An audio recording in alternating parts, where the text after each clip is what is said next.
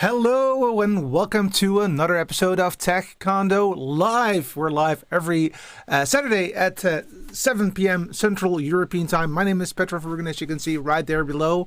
And again, welcome to the show. I have a very cool episode for you lined up, and I'm really looking forward to it.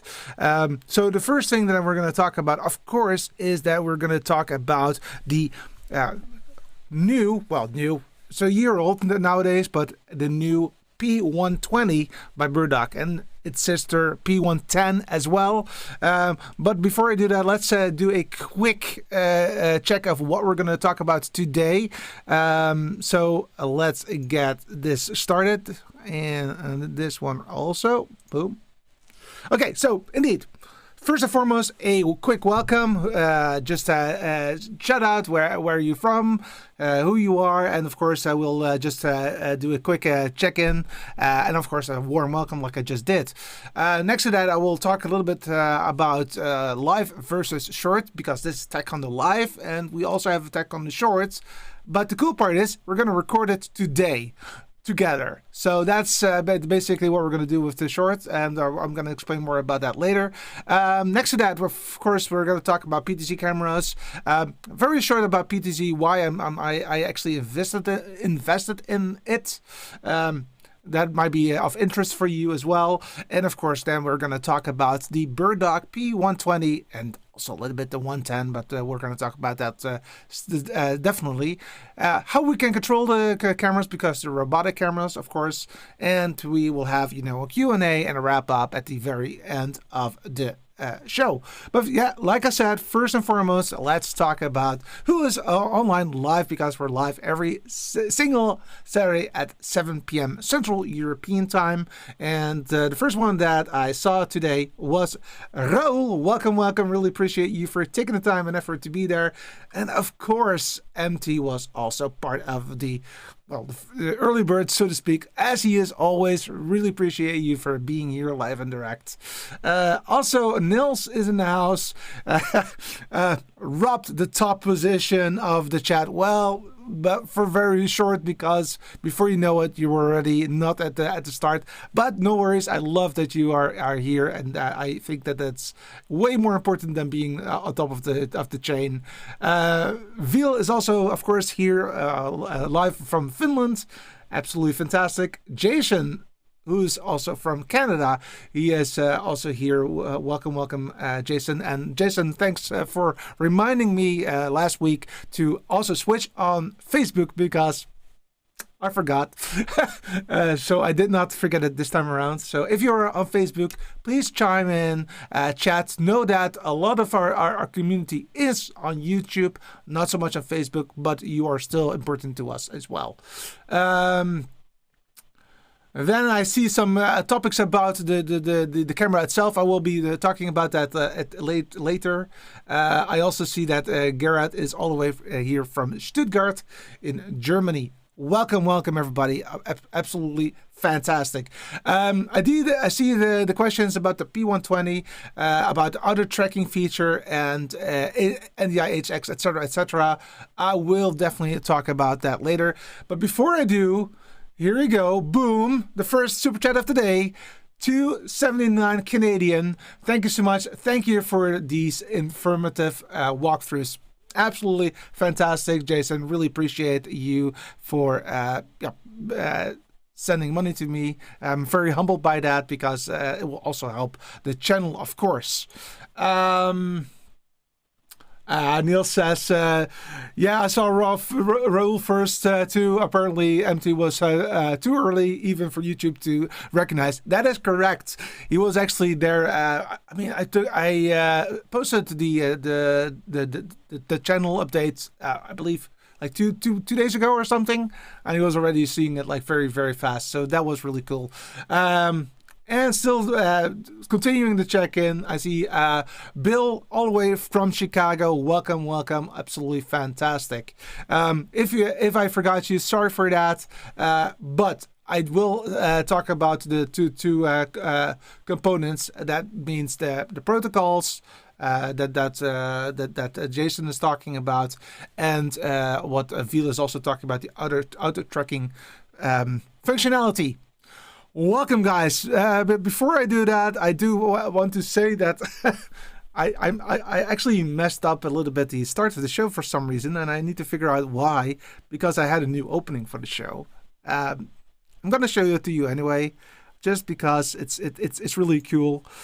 So you know that I had an opening for a long time. You guys know that from a long time ago, but it is now changed. And I just wanted to highlight that because, I want to just start the show a little bit more fresh this year. So I'm going to do it one more time because of the sake of opening up. And then I will definitely, once we have started that, I will go into the reasoning behind live versus shorts. And I also will start the recording because that is part of the process. All right. So here goes the recording.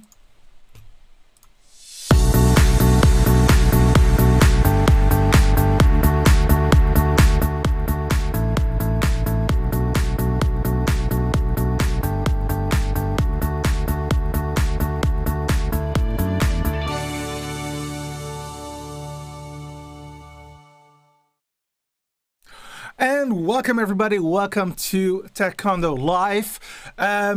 Or maybe Taekwondo Short. That all depends on when you're watching this video. Let me explain.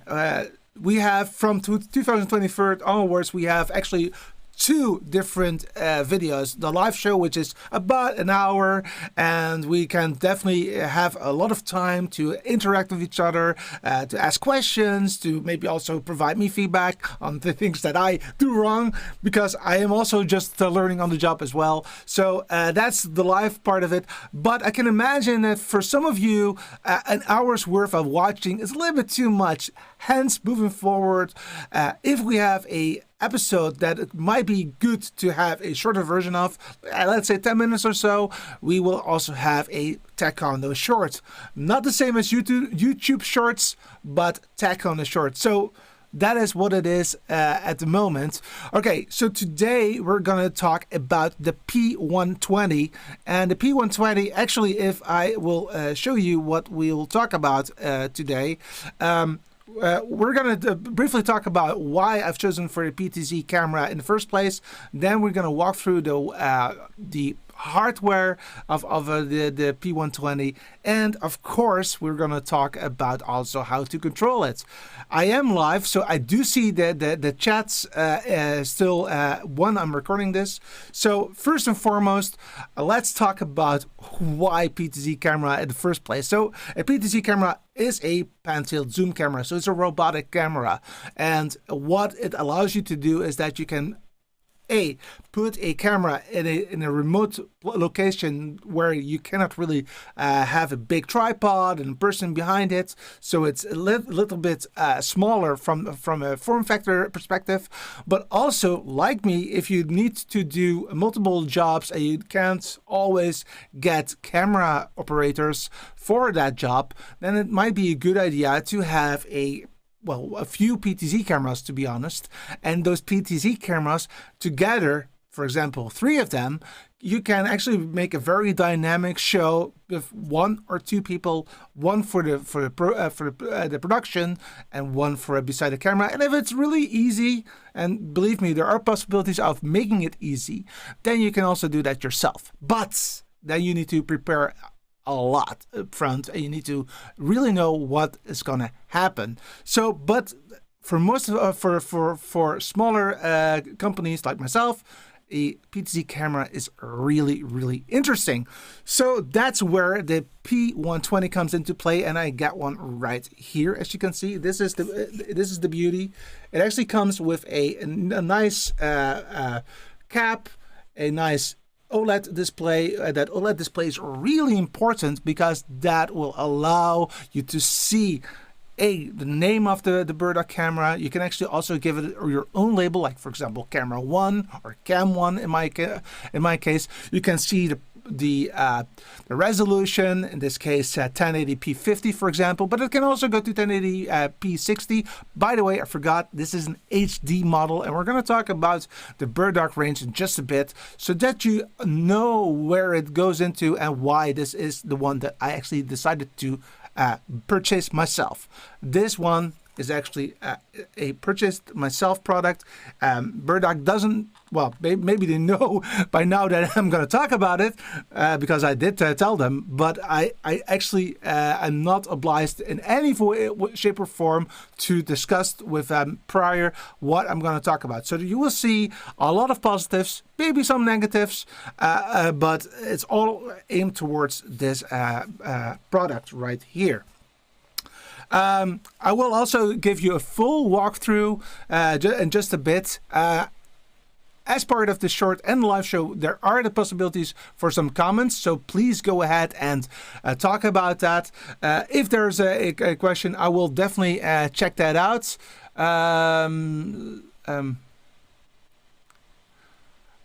I see that Leandro is also in the house. He says, I thought it was bigger. Well, it is really, really small. And that is really the beauty of this product. I think it's really nice to work with. There's also, and I think that this is also a very valid question because I was really thinking about this one very long. And this is also, by the way, live. Will you do a comparison with PTZ optics? Now, I was really thinking about that, and I decided not to do that. Not that I cannot do that, because I own both of them. Yes, I do. I do have PTZ optics cameras and also now BirdDog cameras. However, the thing is with comparison between the two is that it's very subjective, and I have a hard time to make it really concrete, really aim towards one single thing. But I can, of course, compare it to BirdDog products, for example, because they typically have the same idea behind them. So that's the reason why you won't see me doing that comparison, but maybe I will compare it with other products by BirdDog. I hope that you understand that, but it's quite a difficult challenge to make it really objective, which I do like to do. I don't really want to say something negative or positive because it's my own opinion. And it's really subjective. To clarify, let me clarify that a little bit. If I'm comparing the two, for example, brand A to brand B, and I say, well, I don't really like the picture quality of brand A. I think it's worse than B, or it's just slightly worse than B. That is a subjective thing because the color gamut will change according to what kind of brand that you have. I personally like the reds more than somebody else. I know a colleague of mine really likes, for example, Nikon photo cameras, and I used to like Canon photo cameras because I was really aimed more towards the red. Well, you can see a little bit why that is the case here, but it's quite difficult to do. That is the reason why I'm not doing it. But anyway, let's go a little bit further. So I just talked a little bit about why I've chosen for the PTZ cameras. It will help me to. Basically, let me rephrase that. So the PTZ camera, for me at least, will help me to have a shorter and smaller form factor, but it will also help me to do more myself. And that is something that I really, really like. Now, let's talk about the P120 and how it fits into the range of BirdDog. And of course, I have the BirdDog website in front of me, and these are all the cameras that BirdDog has. So they have indoor HD cameras, they have indoor 4K cameras, they have outdoor cameras, and they also have other products as well. I want to just focus this time around on the indoor cameras HD because that is also where the 110 comes into play right here. So what are the differences? So first and foremost, what is the difference between the 110 and 120? The 120 is 20 times zoom compared to 10 times zoom on the 110. That's all there is. There's no other change there. The whole system is exactly the same apart from the lens, the glass, so to speak. All the other stuff is the same. They have the same sensor, they have the same functionality, they have the same software, they have the same protocols. Everything is exactly the same. You can also see here that at this particular instance, I showed you the white version. It's not like the 110 is white and the 120 is black. That's definitely not the case. You can purchase all of the cameras either in white or in black. Apart from the PF120, that's only available in black. So that is the reason why you can see it there, but I just love that it's a little bit a different color all of the time. So the 110 and the 100 look a lot like each other if it comes to your system. What is it? The way that the system operates and what kind of lens that it has. The specifications, the technical specifications are the same. What do I mean by that? Even though the form factor is totally different and the P100 is cheaper than the P110, it does have the same image sensor. It does have the same lens as the 110. It's a 10, so the P100, this one right here, let me show you to you again. The P100 is a 10 times zoom lens, and therefore it's the same as the 110, as in that is also a 10 times zoom lens. So from a perspective of optics, there is absolutely no difference. Not so much. However, why, Petra, did you spend the additional 300 euros on this one? Is there a reason for that? Yes, there is quite a few reasons for that. And that is really aimed towards the software. And I'm not talking about the software that you can put on your desktop, but I'm really talking about the firmware that's on the system. The 110 and 120 can output multiple different formats, where the P100 only allows for NDI support, that is full NDI for you. The 110 and 120 can actually have multiple different protocols. They can have NDI like the P100 does, but also the compressed version, the NDI HX version, but also SRT. If you download the Silicon 2 beta software, I have not done that yet, so it's not on my particular unit yet, but there is a Silicon 2 coming out, and that will allow you to run SRT, and that's already released as a beta. Don't use it for production, but it's available. Next to SRT, it will also allow for that HX, I believe HX2 and 3 on top of my head. And it will also allow RTSP as well, and RTMP as well. Now, so these protocols are all new compared to the P100. The P100 only does NDI, that's it.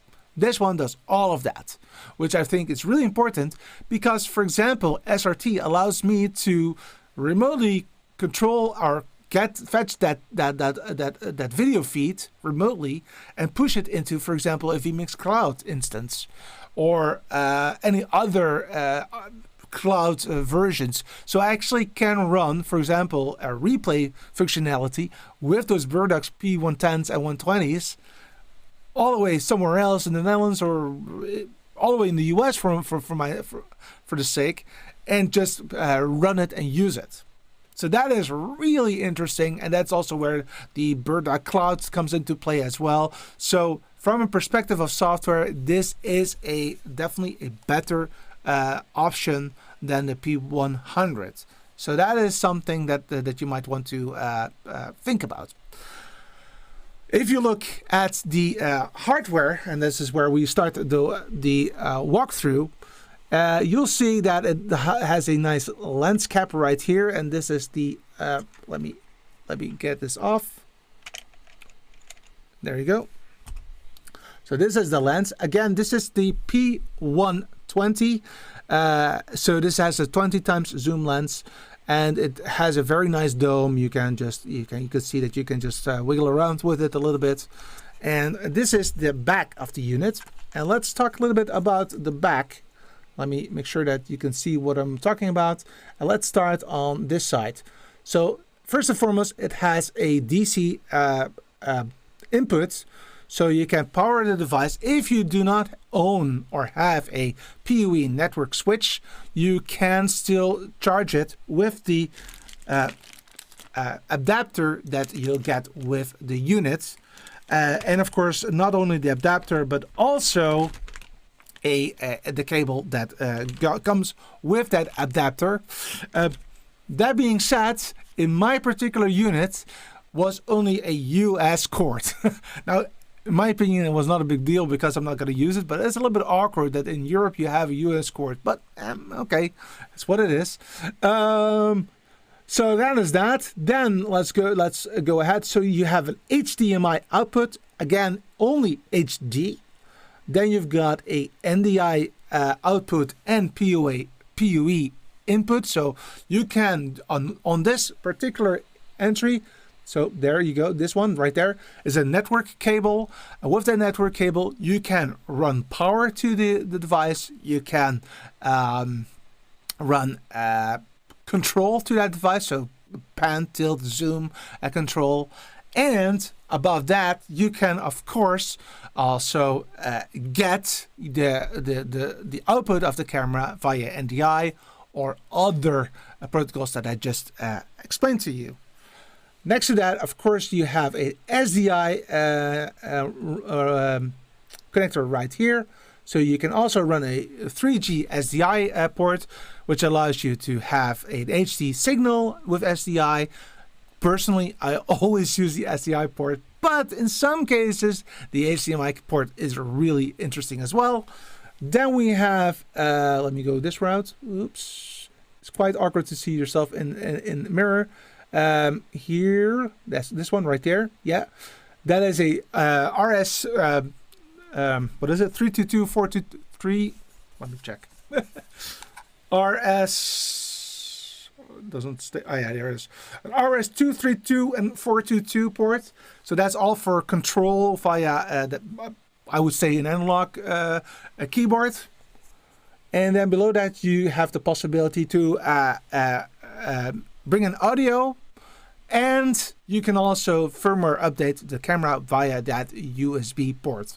Next to that, you'll also see a USB 2.0 port, and that USB 2.0 port is actually being used for example, webcam functionality, and that's also not well on a P100. That is available, by the way. I was almost lying, but yeah. So you can really, this is a very versatile camera, and that's exactly why I've chosen this particular unit.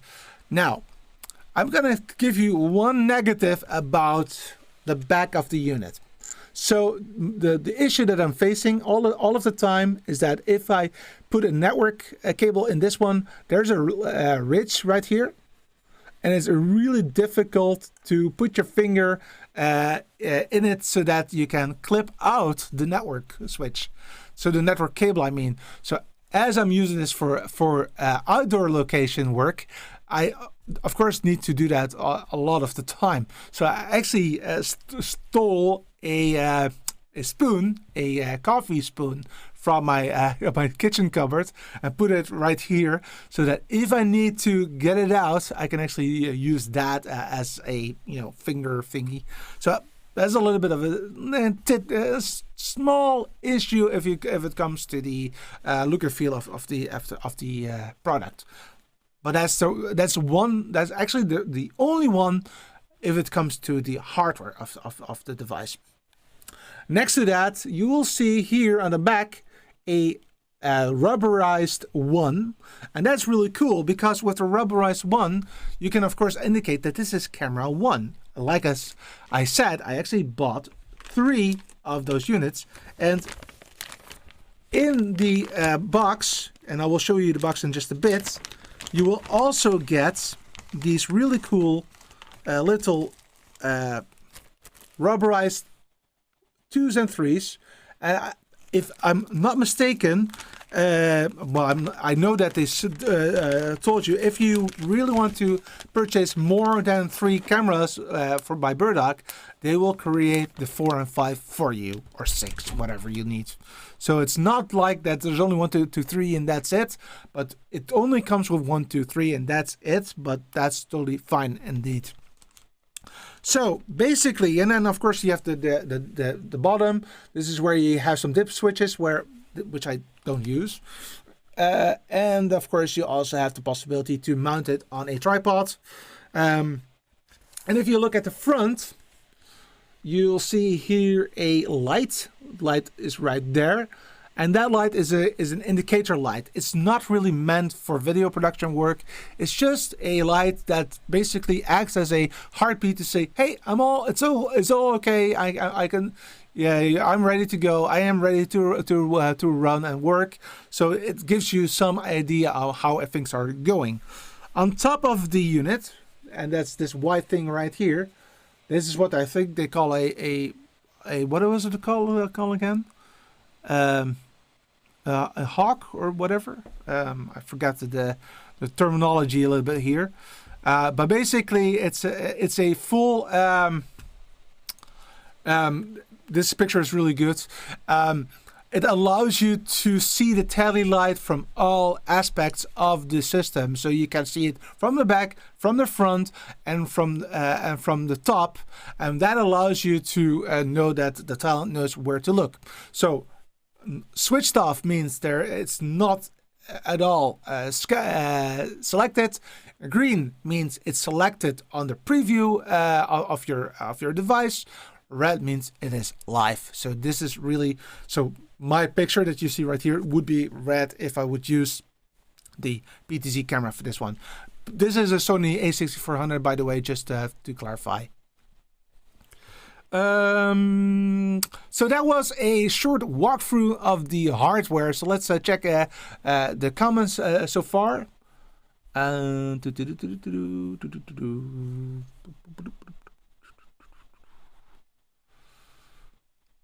MT says, I've got a question.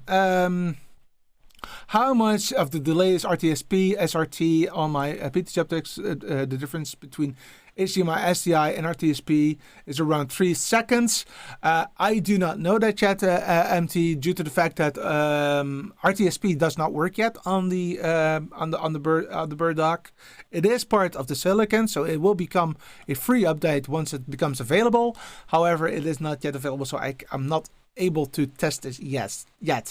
SRT, it can be, you will always have some delay, but it will be very limited to maybe half a second or so, because what you basically do with SRT is that you watch what the round trip time is between the camera and to your computer and back. And that is roughly what you use times 2 as your delay, and then you should be golden for a long period of time. It's not perfect. Well, I think it is perfect. I actually didn't ever had an issue with that. And thank you so much for saying that. It is indeed a 360 Mohawk tally. That is 100% what the terminology was, what I was forgetting at that particular time. Yes, absolutely, that is. Yeah, and I know that it was Delhi. From the tech documents, it states that RS-232-422 control ports is a converter cable is provided. Yes, there is a converter cable. Let me show you to you. Let me move this one. Come on. Yep. So there is indeed also a converter cable in the box. Let me try to open it up a little bit. So this is the audio converter cable, by the way. So it has 2 mini jacks right here going to a USB port. So that is that one. And no, I don't have anything else. I don't think it is added. No, I don't have that cable with it, so I believe that that's not part of the standard. What is a part of the standard is actually also a remote control right there. Of course, I'm not using it, so I'm just keeping it in the box because why not? But this is the remote control. You can set some presets, and you can perform some pan tilts and zoom actions on that remote, which is totally fine and great. Then you'll get this way of opening up the box, because that's quite a nice way of presenting the system. It is a very neutral box. It's just a cardboard box, so it's also good for the climate, etc. So I'm very happy with that. And there's also a welcome to the family brochure, and if you then open that up, there are a few things in there. A few of them are, of course, stickers. Sticker sheet 1. A thank you so much for purchasing cards. Sticker 2. And a very nice cloth, which is really nice, and that's exactly the thing that I want to have. So those cloths I always like. Which reminds me to talk about some other stuff about the hardware, is that the lens actually comes with a thread. So you can actually put on a filter if you'd like. So if you want to have an infrared filter or an ND filter or something, you can just put it onto the lens right here.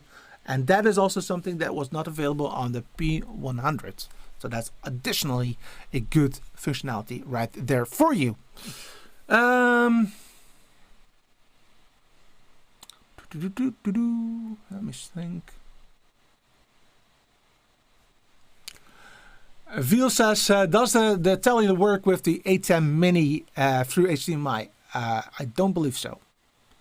I have not checked that, but I don't believe that. At least we can definitely try, but that's indeed a little bit of a problem, because with NDI support with vMix, it works like a charm. It's perfectly fine, but with the ATEM, you do need to have something in between.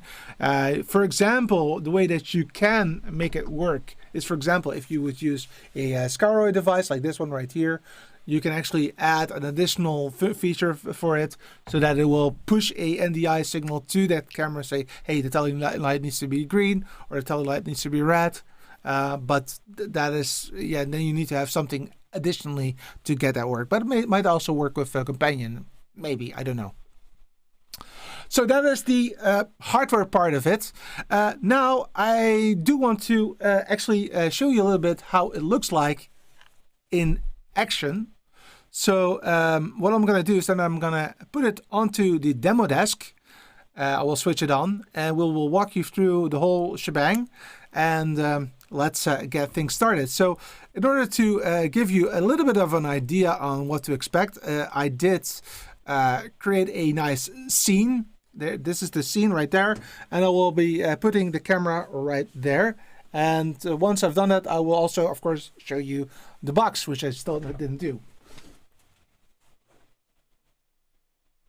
So now I'm gonna switch it on. And yes, it's switched on.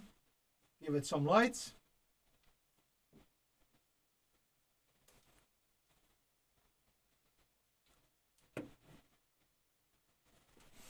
There you go. So now you see it switching on and doing its thing. It's currently in a boot sequence, and now it's starting to, look good. Let me change this position a little bit right there. That sounds good. And let me get the box for you just for a bit. And this is, by the way, the box that I just totally forgot to show to you. This is a very nice box. So it shows you all the sides of the camera. It also shows you what I just mentioned to you, all of the features, etc. And yeah, that's basically it. And the second and third are still on its way. So I unfortunately cannot show you the full setup with everything on it. That is simply not possible yet.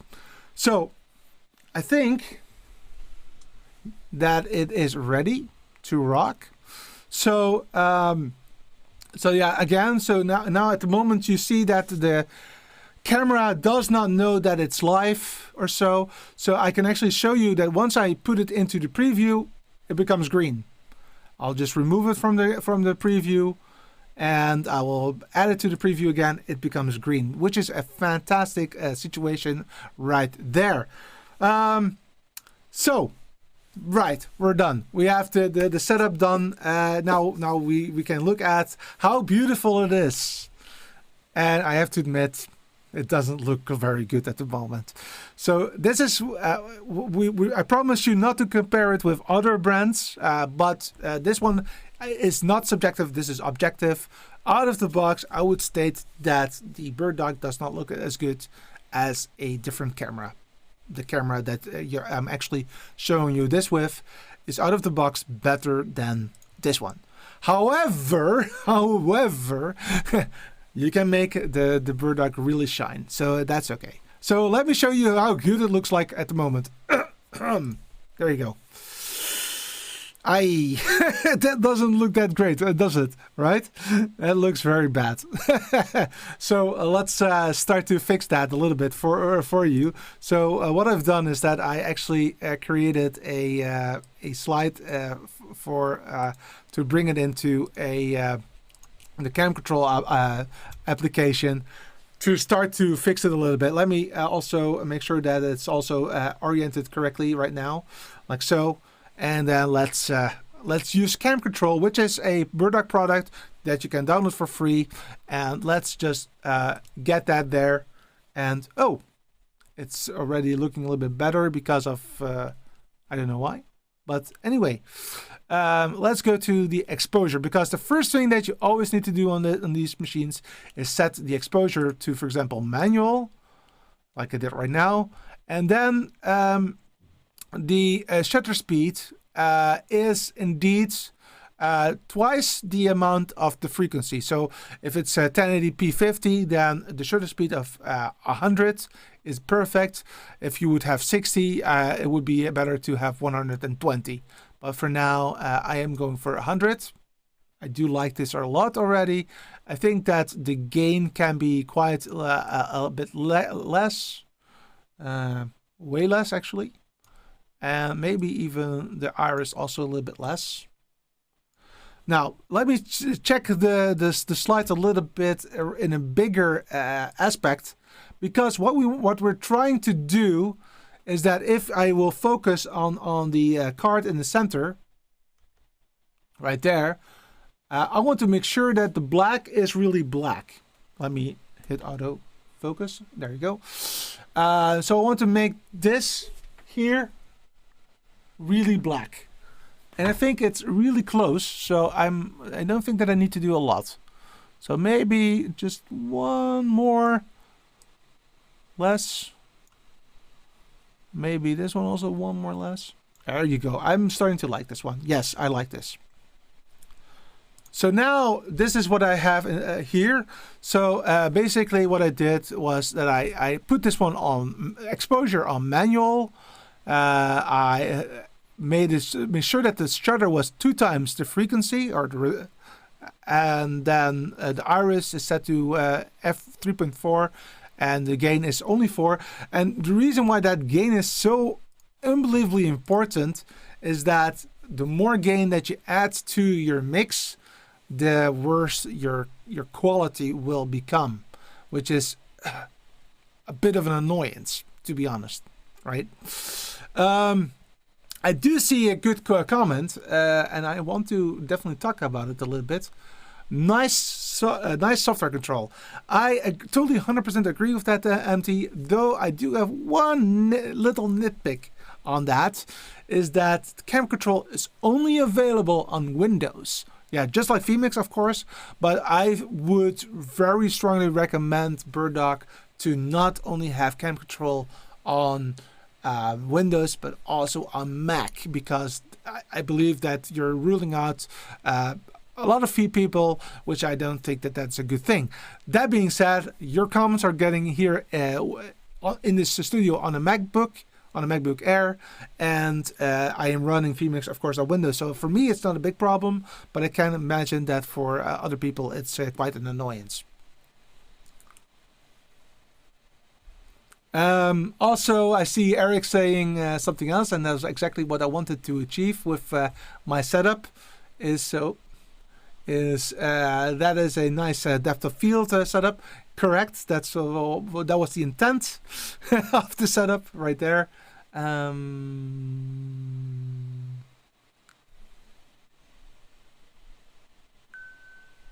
And I don't know, I have no clue about the bird endemic in Australia.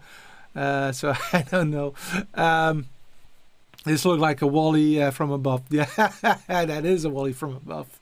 It is definitely a Wally from above. Again, let me show you again what the setup looks like so that you know what I've done is that, maybe I can also, yeah, I can.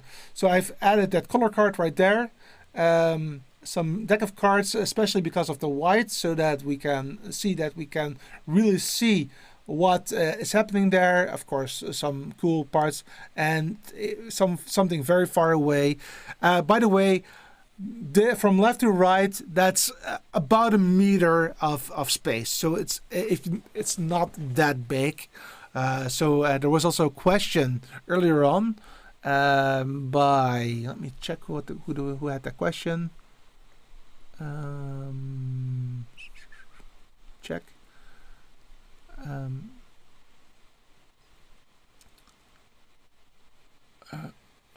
Where is it? Oh yeah, here it is. Jason says, what is the closest position to the camera that is available? Well, I think that I actually mentioned that now, because this is roughly what I definitely can do without any problem. So we're talking about 25 centimeters or something.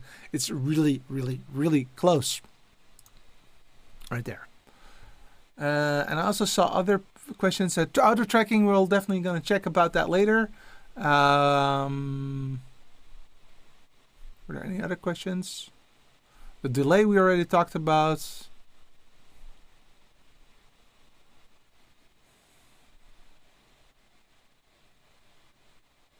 Think I have everything. Yeah. Okay, cool. All right. Sorry, I wanted to make sure that I got all the questions asked, or at least. Okay, so this is what basically a very nice exposure setting right here.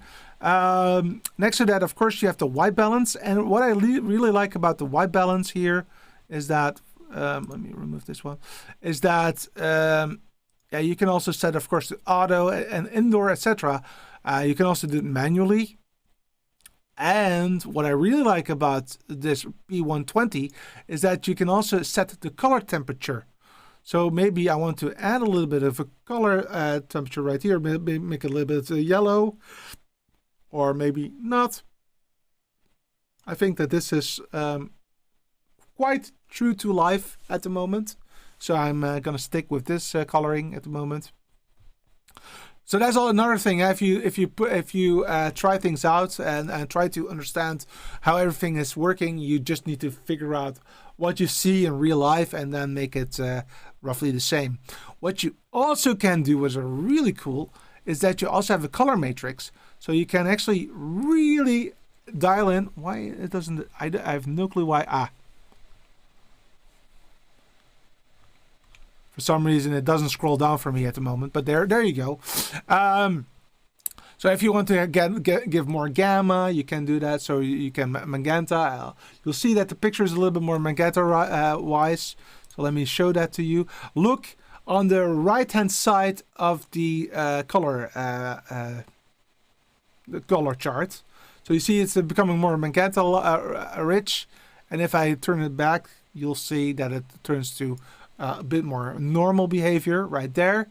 And the same thing that you can do with cyan, for example, you can give that a little bit of a boost, or maybe a bit more blue. You can definitely pop some colors. For example, I think that the yellow is a little bit too much at the moment. I can bring that a little bit down, just a little bit, just for the sake of it, just a little bit right there. I like it. There you go. Of course, I'm over exaggerating at the moment, but that's not the point. Now that we've done this, this is something that you can do in on Windows, right? So that's where this product really shines. Now, if you do not have Windows and you want to perform all kinds of work on it, then of course it would be helpful if you could also do it on a Mac. Luckily, you can.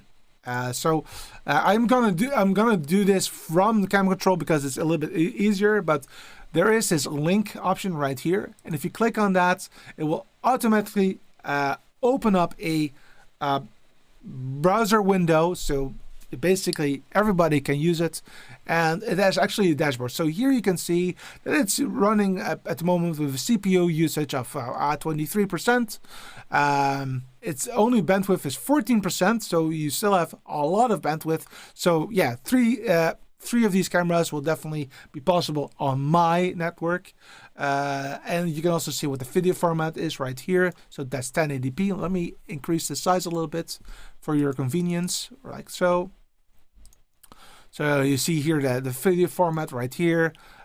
This is the name that I've provided to it. So it does come standard with CAM, so CAM, but I've added the 1. And I'm going to show you just in a bit where you can do that. You can see the firmware update. So it is running on 5.0.64. Basically that's that. Now, if you want to do something else here, you do need to click on network and then you need to log on. The password is super secret. It's just BirdDog. That's the password. And then here now you can really delve into all of the setups. And this is really the geeky setup. So I actually had a static IP address.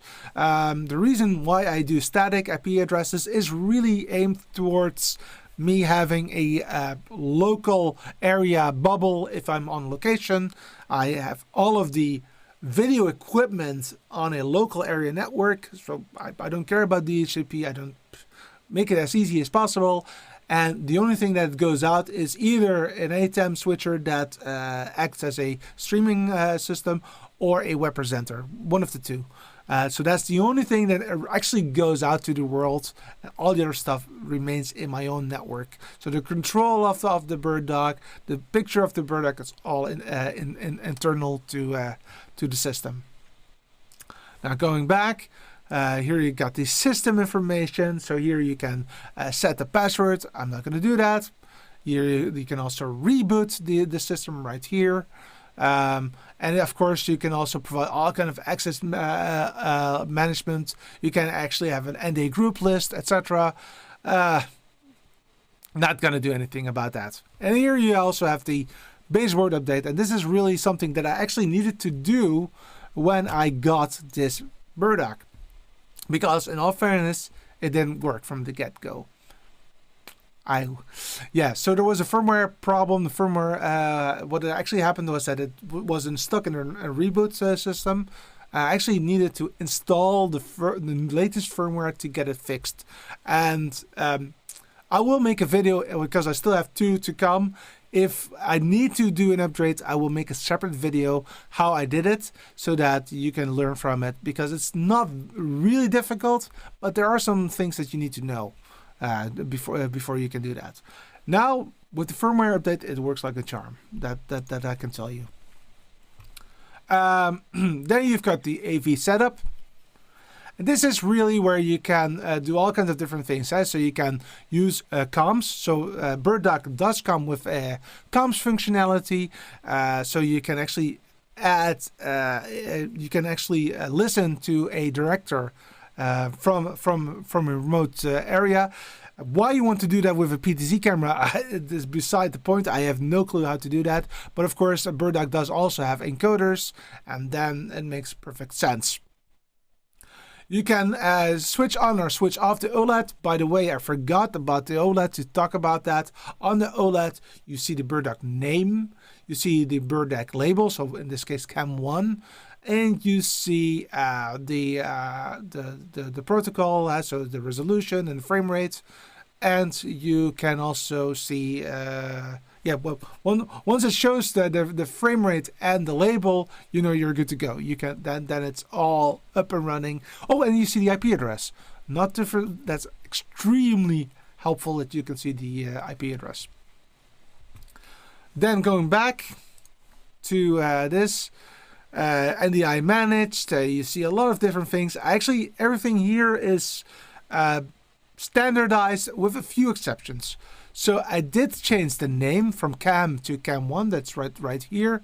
I did change the format. So these are all the formats that it allows you to work with. So from 720p25 all the way to 1080p 60. So it is a very nice HD model with a lot of functionality. And the audio I have put on mute. I don't want that. I don't need it. Stream to network is on, of course, because if I would switch it off, you would see nothing. The encoder stream, the encode stream saver is a BirdDog, so that's a logo. So you can definitely see that you have connection to the system, even though you don't have picture. And I actually added the tally board because I really like that I know that it's switched on or switched off. And that's basically all that I changed right here. And then let's move on to the cam control. So here you can change the position like so. So there I can also go this route, and then you can see me somewhere here. Go back like so. I can of course also change the focus mode to manual or auto. It's now an auto. I can focus in and focus out. I can change the pan speed if I would like, because this is quite fast, as you can see. But I can actually make it less quick. 3D is in development. I'm not using it at the moment at all, but it might be an interesting integration functionality for later. Not for now. Of course, you can actually have presets here, 1 to 9 or even more. Wait, what was that? No, nothing happened. Okay. The exposure we talked about, the white balance we talked about, the picture, you can here set the sharpness of the picture. You can turn it to black and white, as you can see, without any problem. You can flip it like so if you'd like. You can also mirror it if you'd like. It's good. You can change the white dynamic range, the saturation, the everything right there. There's a lot of functionality there at your disposal, and the color matrix is absolutely fantastic. That's really beautiful. Then of course you also have scopes, so you can actually enable also scopes. So I can switch them on. I can enable that, and I can also make it large, and then you'll see the scopes on the top. Let me increase it here, so you can see that you have the possibilities to all set the scopes to or an histogram like so, or you can do a waveform if you like, and a vector scope if you'd like. So you have a lot of functionality at your disposal right here as well, which I think is really, really cool. That was roughly the end of the software part of the BirdDog, the Bird UI. So I've showed you the Bird UI. I did not really show you on the cam control. That of course you also have the possibility on cam control to load presets right there. You can also perform cam control functionality. So also here you can do this and do that. That's all possible right here from the get-go, though I am doing it via a different setup. Now let's check a little bit the setup right here. So one of the other things that I really like about this unit is that you can do all movements at one go. So I can actually go this route like so. As you can see, it's auto focus right now. I can actually go back, make sure that Wally is in picture, boom, and then you see that the color card is not in picture. Now I can go into the color part like so, and now that is also really good. So you have a lot of functionality, and that is because I'm using a joystick for that, which is something that I think it's way easier to work with, because it's easier for your production. Let me see if I have forgotten something. So let's go back to the chat, to this part. So I talked about the hardware, I talked about the control, which is great. And let me check in what I wanted to talk about for the hardware. I talked about the camera, I showed you the box, I showed you the connections. We talked about the protocols indeed. And whoops.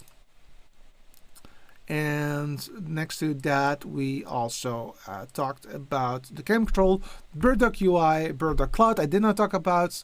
I showed you just very briefly the Skyroy device. I don't own the BirdDog keyboard, but the keyboard that I'm using, I will have a separate video on at a later stage, because I do like that keyboard quite a lot. And I'm going to show you vMix, because why not, right? So, of course, I can now switch this one to my vMix setup. Wait for it. There you go. So, for example, I want to control this camera right here. What I can do in vMix is that I can click on the cogwheel and then navigate to PTZ right here, hit connect. And based on the IP address and that it knows that it's a Sony camera, I can now change the location just by using the arrows. I can change the speed to a little bit lower if I would like, so I get more precision. I can set the focus if I like. I want to remove the focus or add the focus. I can do that, both of them. Let me hit autofocus at the moment. I can add some presets. So I want to have, for example, a preset of Wally. I'm going to just go to here. And this is a nice preset of Wally. And I can go down to the card, for example. I like that. Maybe I'll zoom in a little bit. Like so, maybe. Oh, perfect. I like it. Let's go. Let's use this one. And then I can just go ahead and say, okay, I want to see Wally. Boom. Oh, I want to see the card. Boom. That's beautiful. There you go. So that is what I wanted to talk to you about. So now it's time for some quick Q&As, I think. A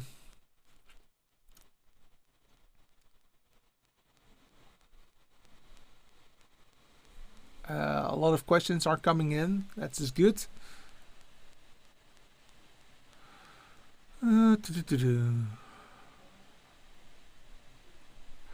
Anil said, yeah, you're right. Huh? So the web interface is absolutely stunning. I really liked the software on this camera. It's really stellar. So that is definitely a case. And he says, and as always, you have to set up the cameras on every new site. Depends on the lights, saturation, and location. Yeah, so you cannot just really, well, of course, if you always are in the same location, then it makes sense to save a setup. But if that is not the case, then yeah, you need to set it up anyway. And I prefer to do it actually all the time, because I want to have a perfect setup right there.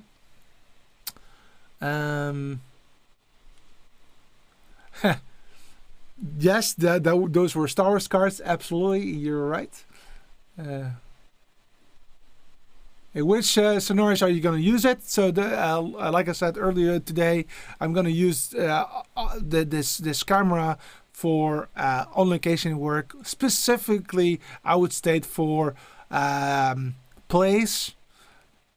So plays on the podium and also conferences. I would also use them for singer-songwriters, but not for bands. For bands, I really want to have the dynamic of a person that's actually behind the camera, so that it's really nice and really fluid movements. I like that a little bit more than this, but if you're only by yourself, then this is the way that it should go. MT says, can you also export and save the adjustments and import it to another cam? I think that's possible, but I don't know. I have to look into that. I thought that would be possible, but I don't know. I have to admit that I don't know.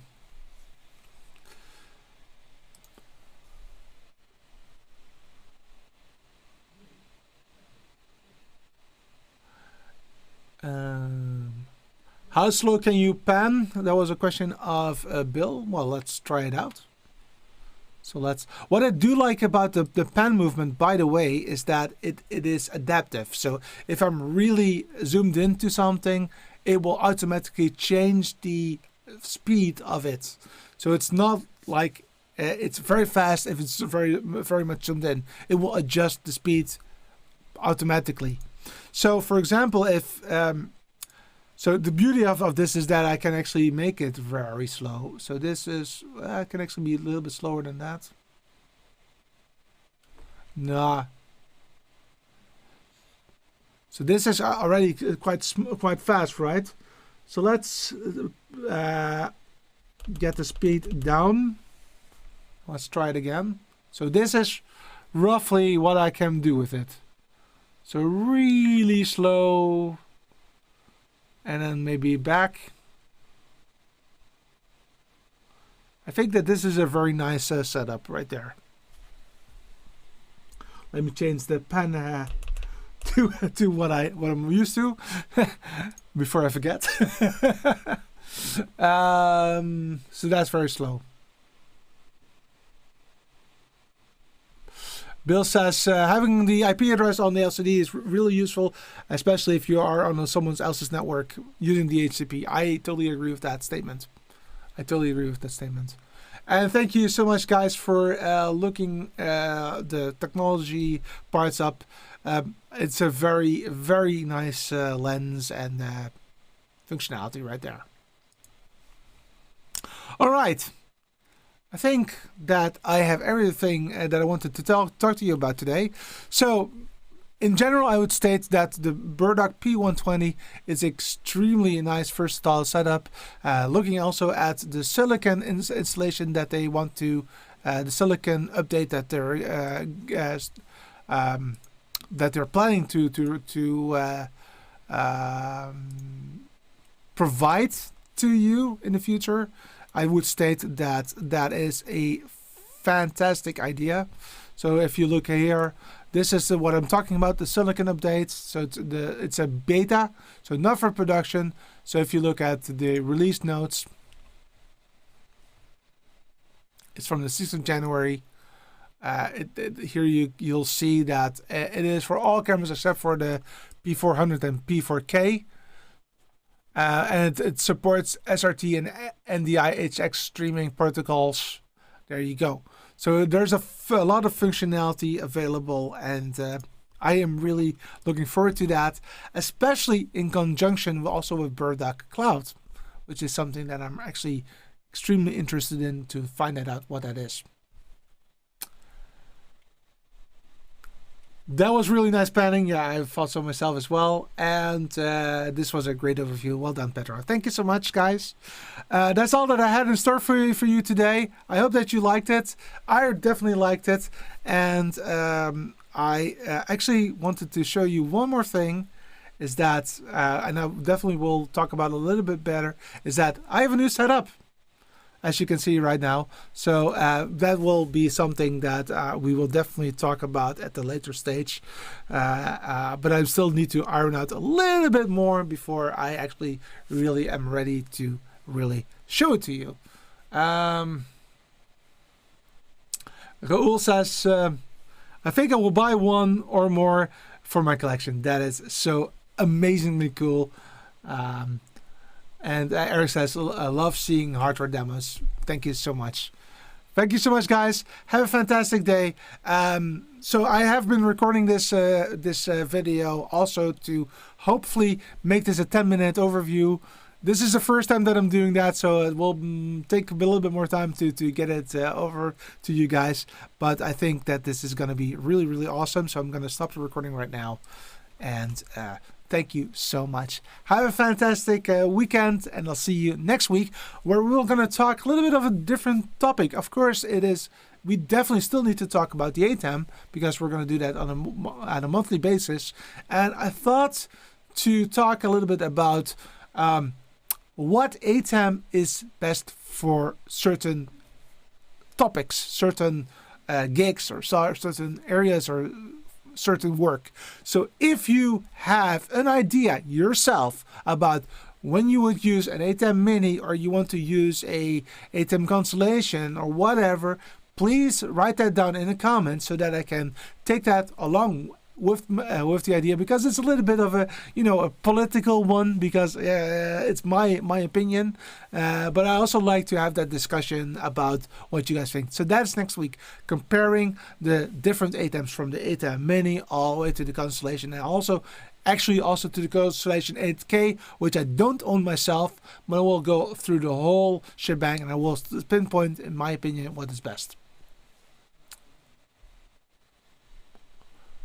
Leandro, would you recommend to stay at HD versions or jump to 4K in 2023?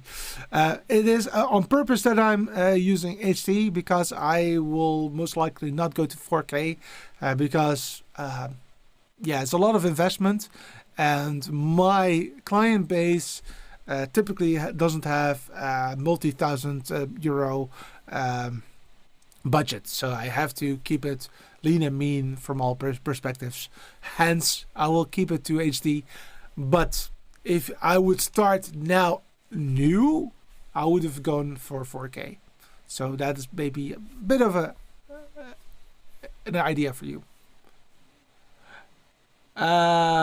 So that's it. So sorry I'm late. Sorry, Computer Jantje, but we're about to wrap up. But I think that you've got something really cool to look at. But Computer Jantje, there will be a 10-minute video as well, so you don't have to see everything.